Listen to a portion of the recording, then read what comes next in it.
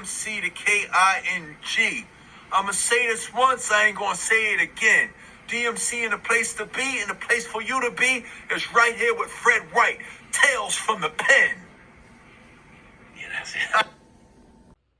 Salute people, we back. Fred White, Tales from the pen. If you're new to the channel, go down and hit the subscribe button. Click the bell notification, and then click the word all. And make sure that the bell is shaded in. This way, anytime I post a video, you will know about it. So, if you're new to my channel, my name is Fred, and I talk about my life and the bad choices that I made and the consequences that I suffered because of the bad choices I made in life. I started this channel in hopes to deter the youth from making some of the same dumb choices that I did in life. That's it. That's what my channel is based on. I don't try to glorify none of this, because prison is nothing to glorify. Prison is a horrible experience. Prison is disgusting. It's smelly. It's loud. It's violent. It's bloody. So I don't want to glorify none of that. But I'm here to tell some stories about some things, about my experience, about things I've seen, and the things I've been through in life, to enlighten these kids, to enlighten this youth, so that hopefully some of them understand, damn, I do not want to go down that road. Damn, I don't want to be put in that situation right there. That's what I do my channel for. Today we're going to talk a little bit about, because somebody asked me, what was the most corrupt prison you've been at? I mean, the most violent, the most corrupt, it's all the same. Coxsackie. Today I'm going to talk a little bit about Coxsackie Correctional Facility. Coxsackie was known as Gladiator School. All the jails seem to have that type of moniker. Gladiator School, right? But Coxsackie really had that reputation. Coxsackie was mostly adolescents. You had a couple of adults sprinkled in here and there, but Coxsackie was mostly adolescents. Basically, it was a junior Rikers Island. Same stuff that was going on in Rikers Island was going on in Coxsackie, right? You heard stories that, there's men in the mountains and, there's different rules. Yes, but Coxsackie was more like the same rules as Rikers Island was. Right? Because what happens is, like for me, most of my time on Rikers Island was in adolescence. As soon as I turned 19, they shipped me out. But, so when you go upstate, all of Rikers Island, all the adolescents that were on Rikers Island are only in pretty much two places. If you get classified as a maximum security inmate, and you're an adolescent, you were going to Elmira, or you were going to Coxsackie. Right? So, ended up, going through downstate. I got classified as maximum security. They sent me to Coxsackie. Now, when you pull up, it looks like a school, right? I know maybe I've talked about Coxsackie before, but a few people were asking me about it, so I'm going to talk about it again. It looks like a school, right? When you have visions of prison, you have the visions of like Alcatraz wall and all of that. Coxsackie wasn't like that. When you pull up, it was a fence. Like a fence around it, and it looked like a school, kind of. You know what I mean? Like, maybe an old church or something. It just looked like a weird building. Well, the bricks like this. Right? So, they take you right off the bus, they read you the riot act, right? And again, they're different up there. The people who grow up a little bit upstate, the racial diversity is not too much in their town. Right? I'm just trying to put this mildly, right? There's not too much racial diversity where a lot of the corrections officers are from. All upstate. Follow me now. So, when you're coming through and you're seeing them and they're just grilling everybody and they, trying to read you the riot act, they take you up to reception. You know what I mean? And it was most of the people that you were on Rikers Island with anyway, like, you know what I mean? So you knew a lot of the people that you grew, that you went up on the bus with, A lot of them you knew. So a lot of times y'all stick together, you know what I'm saying? You know, and I lifelong friends, like my boy Shag came up on the bus with me. We went on Rikers Island, and we went up north together. My boy Cap, same thing. You know, these guys I would be in different jails with throughout all my years, but this was the infancy of it, right? So, you know, Moet from Queens, you know, like we had a good little vibe, so we all went up to reception. Now you get to reception, they do the medicals on you, and then they send somebody to you, like a counselor, and they want to know, or security people, they want to know, do you have any enemies? Now you may have an enemy there, right? But some people are like, nah, I have no enemies, because they want to get, you know, they want to get their get back or whatever. You know, maybe somebody did something to them that's in that jail. And then you got a lot of dudes that be like, yes, I have enemies here. They didn't want to come to population. Not a lot of people wanted to come to population to Coxsackie. Anybody that was in Coxsackie understands. They all shaking their head right now. Yeah, Fred, we understand. Because it was different. You know what I mean? And when you're in reception, depending on what side it is, you can actually look out on the center yard. So you're seeing people in the center yard, because they lock you in for like 3, 4, 5 days, something like that. I don't remember exactly how many the days were. But you're like quarantined up there.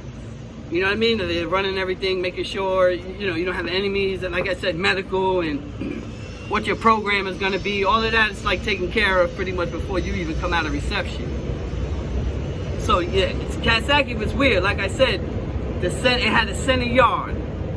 So, you know, then you go to your housing unit, whatever. After a few days, they pack up. You're going to such and such, A1, A2, A3, B1, B2, whatever. Mostly on that side. The E and the F side was mostly key block. So, you know, they send you to a house or whatever. And, you know, the cell door closes. And it's like, again, it's not like bars like you see in Alcatraz. It's just a little square window up here. Metal door. Square window. You know, and then then later they had the little slots, the little slots. But not every place had the slot sink, the you know, where they put the feet up tray. Not every place had that. The feet up trays. Right? But Coxsackie was different again. Because again, it was just like Rikers Island. Literally, it was little Rikers Island, because all the beefs came up from Rikers Island. Dudes had beef with this one. Like, there was always conflict in Coxsackie. There was always violence in Coxsackie. Like, I'm not making that part up. I'm not like, you know, blowing it up more for sensationalism or to tell you guys stories. You guys know I don't do that. And the people that were in Coxsackie know. There was the most violent, you know, every place was violent. Comstock, Clinton, Attica, like all these places is wild, crazy. But Coxsackie was just a bit different. I can't explain it. Well, I am trying to explain it. Razor tag. Everybody cutting everybody. Always drama. And back then there was no gangs. The only real gang that had just started was like the Latin Kings. But other than that, you know, you had the 5%ers were strong. You had the Muslims who were strong. And then basically it was neighborhood stuff. It was Brooklyn. It was boroughs. You know, you hung out with your borough, or a lot of the beefs was borough. It was always Brooklyn versus somebody else. It was always Brooklyn involved. Brooklyn, them little Brooklyn dudes in Coxsackie in the early 90, 91, 92 was different. And the Bronx too. It was always Bronx and Brooklyn. It was always really them two, to tell you the truth. I mean, you know, dudes got involved with shit from every borough. I'm not saying that, but it was always some little dudes from Brooklyn and the Bronx. Always warring, cutting each other, stabbing each other. Crazy. I remember one time in the center yard, Brooklyn and the Bronx, they was going at it, stabbing each other, beating each other up. Police come running out. One dude tried to jump on the fence out in the big yard. One dude tried to jump the fence to get away. Somebody was trying to get him. Yo, it was always Brooklyn and the Bronx. Right? So it was a lot of borough stuff going on, right? And it was a lot of corrupt officers. They're everywhere. They're everywhere. Now again, not every officer was bad. Not every officer was an idiot. Some of them were people. Some of them were good people. I know a lot of good corrections officers. Nice people.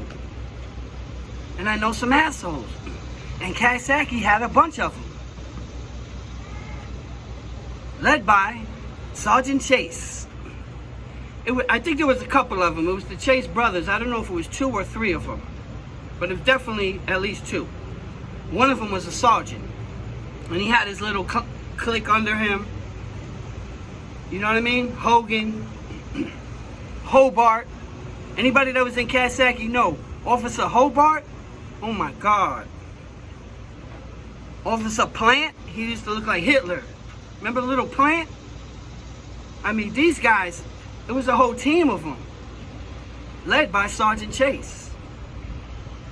Sergeant Chase, I've spoken about him before. He used to know all this kung fu karate. He was supposed to be some type of black belt or something. I don't know. The officers used to talk about him. He wasn't that big, like 5'9", maybe 5'10". Curly hair, look fake ass John Travolta looking motherfucker. But he was just kick the shit out of people. Back kick, I seen it numerous times. I also seen him give a one-on-one. He would give one-on-ones. One dude was beefing. He told him, the kid was like, you know, if you didn't have that badge on, blah blah blah. He was like, oh yeah, open the cell. He told everybody, wait outside. Now, what's up? He said, you can hear it. I'm not gonna hit you. You a boom, boom. Chase hit him first. Boom. The neighbor across told me, smacked the kid. Bam! Boom. Went at it one-on-one. Chase got the best of him, locked him down, did some shit. You done? Alright, I'm done. Okay. Close the cell. I have seen it. I also heard that he did that in a box too, with somebody. I didn't see this. But I heard he did it with somebody in the box, and the kid beat him. And he took it, closed the cell. Now, maybe something later happened to the kid. You know what I mean? Because now he's on the shit list or whatever, how that goes. But he respected it. But 99% of the time, when he come with his goons, they fucking you up. No questions asked. They're gonna fuck you up. And nothing, and he'll sick the goons on you. That's a fact. Everybody knows that. Somebody told me, I'm not sure, I heard he caught a homicide in Coxsackie. I heard he was arrested for murder himself, for killing an inmate. Don't know how true it is. A lot of people have told me. Very, very reliable sources. I couldn't find anything like looking it up. But this is what you had.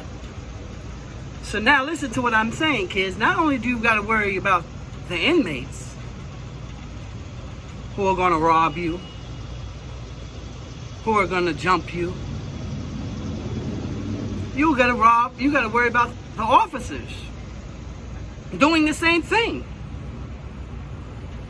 And back to Hobart. Hobart actually had goons. You see, in Coxsackie they used to let out porters. 90% of the time the porters was semi-goons to keep everybody quiet. So maybe he could use the phone and he had extra privileges. He would maybe give out hot water, or he'd be out in the gallery, whatever it is. Because of that officer. That officer's the steady officer in the house. So he would always come in and let them out. You understand? So 90% of the time, it was dudes that was respected. A lot of them dudes, they'll be suckers, though. You know what I mean? Those are the ones that are like fishing stuff out your cell. Like everybody go to program or whatever. Nobody's on the block. Just the porter. And he's taking his broom.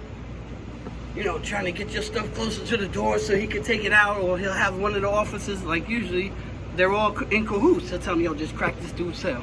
Crack 12 cell. Go in there, rob the kid, close it. All right, close it. The police don't give a shit. they're in cahoots with them. You understand? So they let them get away with shit. I seen dudes beef, right? I seen this white kid. He was arguing with Hobart about something. Hobart left. The sergeant and them came around, because once every tour, higher ups come around. And he started beefing with the sergeant, and he started talking about Officer Hobart, what he was doing. Sergeant left. Hobart said, okay. The kid went to take a shower or something, because the shower's right there. He went to take a shower or something like that. He had his goon. He locked out another dude too. He had two goons. They went up in there, robbed the kid while he was in the shower. And when the kid came back to walk in the cell, they threw him in the cell and beat the fuck out of him. Beat the fuck out of him. Then and then the other kid ran out. The police slammed the door on him. Fucked him up. They fucked him up with rib shots. So they ain't give him no face shots. On orders of Officer Hobart.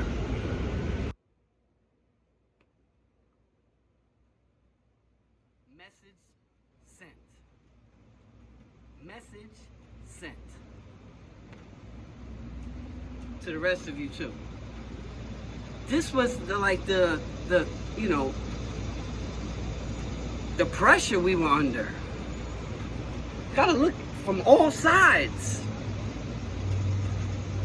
You have to look at it from all sides. Because once you have beef, especially with the officers now, it's like, damn. I remember this other police, his name was Plant. He looked like Hitler. Little dude. We didn't get along because I got into something.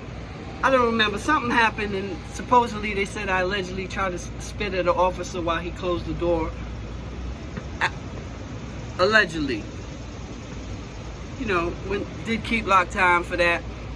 Keep lock time is like solitary. They just keep you in your cell. It's not actually the box. They may send you to the other side, but you're not going to special housing unit.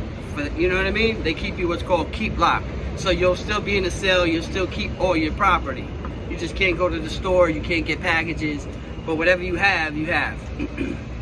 That's keep lock. Key lock, some people say key lock, keep lock, whatever. So, this particular officer, he didn't like me. Plant was one of the ones that responded to the cell under this alleged spitting incident. Alleged. So he didn't like me. He was one of the dudes at the time, again, y'all know I'm 6'3" now. At the time I was only maybe 5'8", 5'9", but I could still look out the window. He was so little that he couldn't even, look in the window of the door. You know what I mean? Standing on his tip, he's little. So, I just catch flashbacks, y'all. You see what this, I just see his face in my window. So, now what happened was, this New York City. Yeah. That's why I gotta get out of here. So, now, the big yard was opening. Now, in Coxsackie, they have different yards. They have the center yard, which is in the center of the jail. Okay, you go through the magnometer, whatever, you go outside, and it's like a big schoolyard playground, like concrete. It's all concrete. You got some things there, some tables, some card games going on. I think there's a TV over there. Then you got the weights way in the back. And then in the back right corner, you have a little basketball court, which is against, literally, there's no off the wall. It's the hoop is on the wall. The hoop is on the wall. So the backboard is the wall. It was horrible, right? So then you have another yard on the side. I think it's called the North Yard, which was in between two buildings. Same kind of setup, except real skinny, concrete. Same type thing. Basketball courts, same thing. The hoops were to the wall. And they used to have this little ledge, so you could be able to run and you could jump on this little ledge on the wall and dunk. It was, anyway, those who know, right? Then they have what's called the big yard that opens in the summer. Hear me now. So, I listened to people who told me on the first day of the big yard, they do not search. You do not go through the magnometer. So that's the day to get everything that you need to get out into that yard, maybe for the summer, maybe stash something somewhere. You understand what I mean? Take a knife, a weapon, whatever it is, and bury it out in the yard. The first day of the big yard, they do not have the magnometers. Bet. So I got some something that's going through somebody. It was maybe 12 to 10 inch at least, long bone crusher. Not really, it was just something that would just like go through somebody's whole body, right? So I had it in the pants, right? And I had like a little tie on it. Boom. Right, okay. And I had sweatpants on under my greens. So I had it all, you know what I mean? So now I just know we're not going through the magnometer. So where everybody's going out to the big yard, there's a corridor. The magnometer's on the left through this corridor on the way out to the big yard. There's houses in front of us. Each one's is lined up by twos. Okay, so it might be 40, 50 people all in twos in front of us, and there's another house in front of them, so there's space between us. So you see there's a house, I'm like, I go through the thing, I'm like, wait, the magnometers are working. Wait a minute. Wait a minute. This can't be true. I'm watching them pick out people. Not everyone is going through the magnometer from each said house. I'm seeing the police go through and they are picking the people. You. Step off the line. Rest of you, go. House goes. These guys, 4 guys are lined up from this house. They start going through the magnometer. Next house comes through. I'm like the next house. So I'm going through, and who do I see picking out the people? Hitler. So I'm like, oh, I know I'm getting picked. Look at me.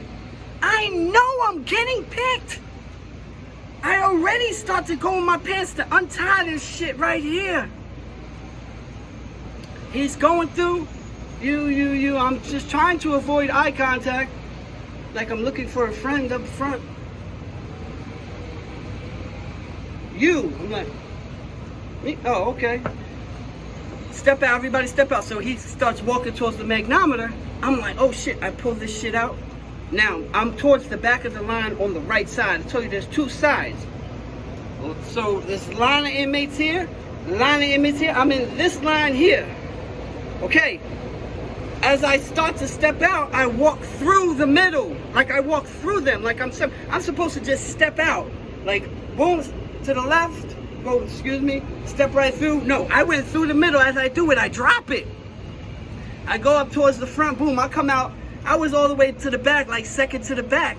I come out to like, where I came out was like third from the front. So they were like, what the? I came through, they were like, all right, everybody else go through. So as the house is going through, they're about to call the next house. They say, oh, boom, there it is, it's on the floor. You with me? Ho, you gotta stay right there. What the? He goes, he picks this up, he goes, he looks around. He looks right at me. The reality is he could have just said, I saw you. It was like a cat and mouse fucking game. He was like, I bet, he bet, but it made some, I'll bet my cows or some shit. I don't know what the hell he said. You know what I mean? I'll bet my award-winning hog that I know who did this. And he's looking right at me. I'm like, damn.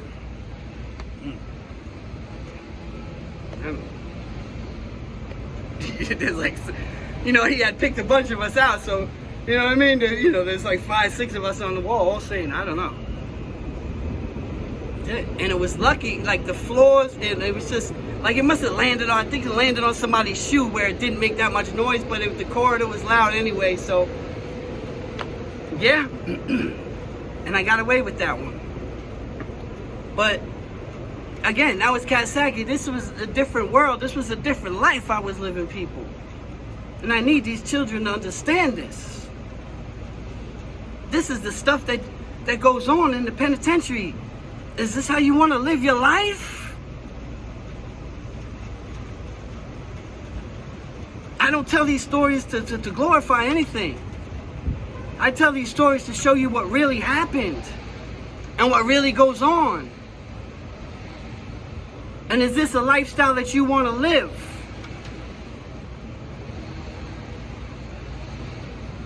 Coxsackie was different.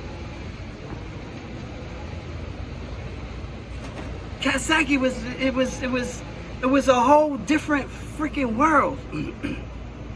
Coxsackie was a place where when you come in the mess hall, they have 5 seats. 1, 2, 3, 4, 5. Then the next guy goes. 1, 2, 3, 4, 5. Next one's fill it up.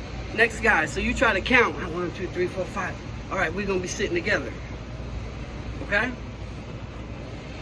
So you come in, and then there's a pitcher. You put a pitcher of water in the middle of your table, and you always had water. There was always mess hall porters running back and forth, putting water pitchers on people's trays. Like how in a diner they come with that, they put the whole pitcher on your tray, because there's 5 of us, and a lot of us would just drink the water because we didn't like the Kool-Aid. Because rumor was that I worked in the mess hall, so I don't. But rumors was that they were lacing the Kool-Aid with some stuff to keep the population under control, to keep the inmates calm. So the whole, Jim Jones theory, don't drink the Kool-Aid. We didn't drink the Kool-Aid in the mess hall. We drank them buckets. But also what them pitchers of water was, I told you guys, whenever something happened and the mace starts shooting, you pull out your little rag or whatever, t-shirt, they had little handkerchiefs, and you dip that shit in the water, and you better put that shit over your face, because that spray stings. That spray burns your face. Right? So this is the mentality you had to have. You always had to be on point. You always had to live a paranoid existence amongst this corrupt environment of inmates and corrections officers, and just the institution in general. Because you have 0 wins when your name is now a number. Because that's what they do. When you come upstate, they no longer know you as your name. They give you an inmate number. And you're branded more or less like a cow for life. They don't give a shit about your name. What's your inmate ID? And as an inmate, you've lost all rights.